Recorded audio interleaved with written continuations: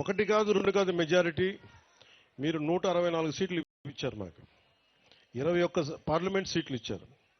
ముఖ్యంగా ఏజెన్సీ ప్రాంతంలో మనకి పార్లమెంట్ సీట్లు రాకపోయినా కానీ, ఇందాక జర్నలిస్ట్ సోదరులు అడుగుతూ ఉన్నారు, మీరు ఇక్కడ గెలవలేదు కదా, మీ కూటమి ప్రభుత్వం ఈ నియోజకవర్గంలో లేదు, ఈ పార్లమెంట్ నియోజకవర్గం మీ కింద లేదు అన్నప్పటికీ నేను ఒకటే చెప్పాను, ప్రజలు మాకు ఓట్లు వేసినా వేగిపోయినా మేము మీకోసం పనిచేస్తాం. అది ఎప్పుడు నేను మీరు ఓట్ల కోసం మేము చేయలేం. ఈ రోజున ఇదే 105, 103 కోట్లు కనుక పెడితే ఇదే దీనికి మొత్తం కలిపి 4,000 మంది లబ్ధి పొందుతారు, అంతే కదా. అని మీరు ఊహించండి, 100 కోట్ల పైన పెట్టుబడి పెడితే కేవలం దీని ద్వారా లబ్ధి పొందేది 4,500 గిరిజనుల మటుకే.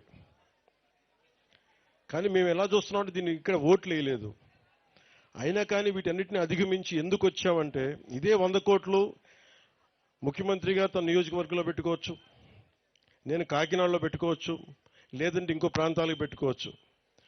కానీ మీరు ఓట్లు వేసినా వేగిపోయినా ఎందుకు వచ్చాము ఇక్కడికంటే మీ కష్టాల్లో మేము పాలు పంచుకుంటున్నాం, భాగస్వామ్యం తీసుకుంటున్నాం.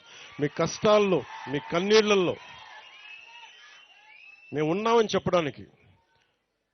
ఇదే 105 కోట్లు పెడితే చాలా మంది బ్రిడ్జి పెడితే కొన్ని ఒక హైవే కూడా ఒక ప్యాచ్ అయిపోద్ది, కీలకమైన బ్రిడ్జ్లు అయిపోతాయి.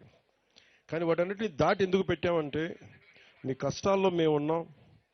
మీరు ఓట్లు గత ప్రభుత్వంలో ఆ పార్టీకి వేసినా కానీ మేము మనసు పెట్టి ఇక్కడికి వచ్చాం, మేము మీకు నిలబడతాం, ఆసరాగా ఉంటామని తెలియజేయడానికి ఇన్ని ప్రాజెక్టులు, ఈ రోజున ఇన్ని రోడ్ ప్రాజెక్టులు మీకోసం పెట్టాం.